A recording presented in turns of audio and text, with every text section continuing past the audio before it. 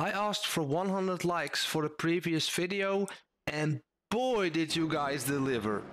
Absolutely awesome. So we're gonna make the next part. Now I came up with this next few steps.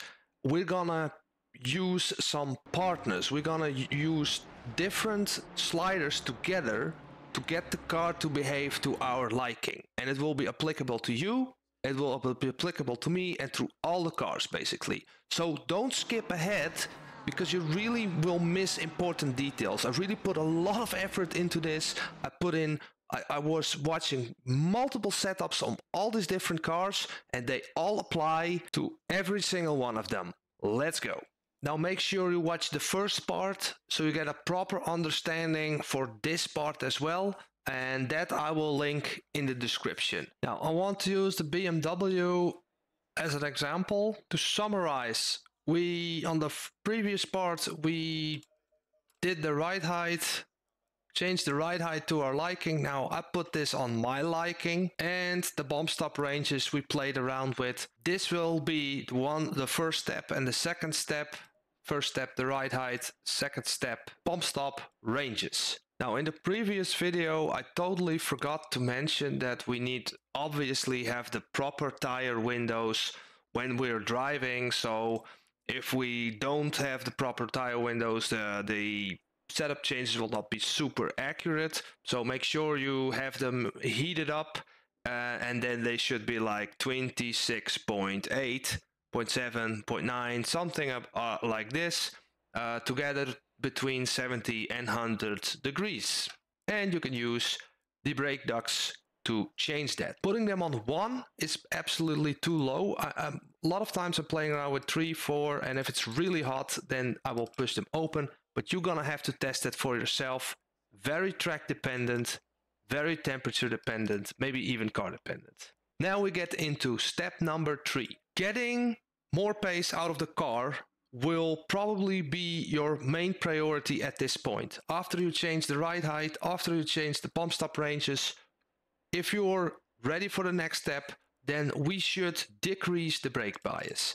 Brake bias, if we put that exactly in the middle, it is on the high side. So we need to bring this down.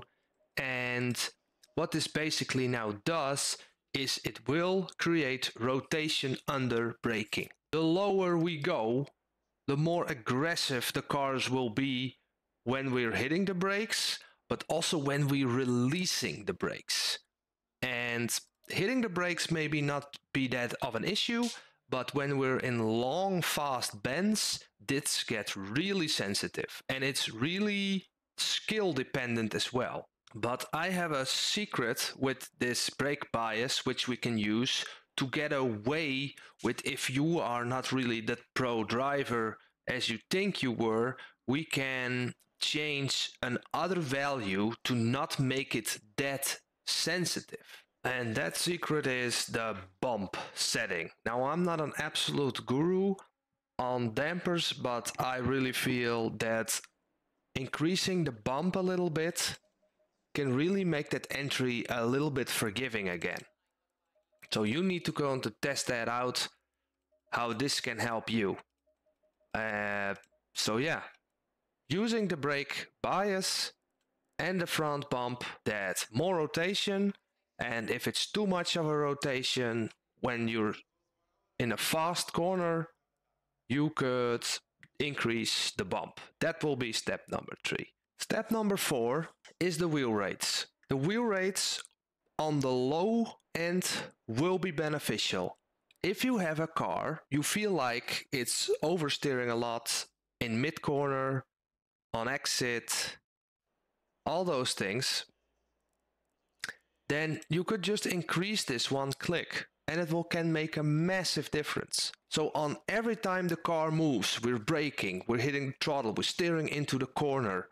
If it's soft on it, then it's immediately on its bump stop. And if we increase the wheel rate, it takes a lot more force to get to that bump setting. Now the only thing this is improving is stability. So if you have a harsh driving style and you feel like you're all over the place all the time, then you can just increase them all together. And now it is more precise. Also, it's gonna be more responsive.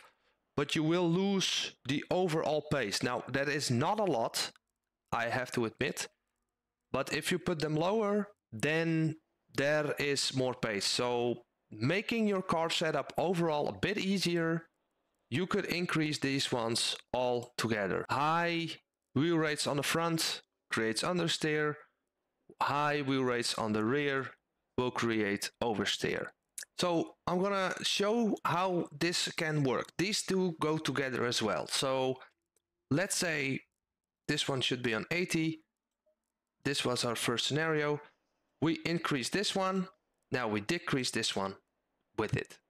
So if you feel that this value made you very oversteery on corner exit, then the preload differential can cancel it out for you. What this creates is overall more oversteery setup, but then when we hit the throttle, we don't get that negative effects when we're on throttle. And the same goes for the other way around. Let's say we did this.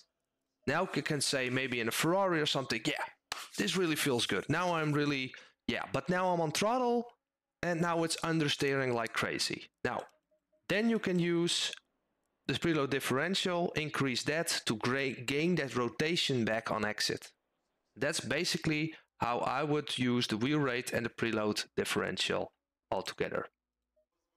Oh yeah, a quick note on the differential. If you're not using all the other values, if you don't use the real wheel rate, what it basically does is lowering the differential creates more turn in when you release the throttle, and it will create less rotation when you're on the throttle. If you put this higher, it creates less rotation on entry, but it will increase the rotation on the exit. Now, if you want to make a top speed setup, I would just go the splitter go away if it's there, and you push a low rear wing. Now you're back at step one. You need to change the ride height now to get it under control again. Then you're gonna start messing around with the bump stop ranges. After that, we can change the brake bias maybe a little. If necessary, the bump settings go after that. And then we're gonna have a look at the wheel rates again. So, and the preload differential. Take note, one more comment about low downforce setting. The brake bias will probably not go as low as when you're having a high downforce setting. If you have a high downforce setting, we can get away with low brake bias, but when we're having top speed set up with almost no wing, then getting into a very low brake bias is very hard. So, because you're just missing the pressure on the rear of the car, like that, you know? Now, if this was a helpful video to you and you got some value out of this, please hit that like button. That would really help me out and the channel. And if you don't have the license run yet on Low Fuel Motorsport, watch this other video next.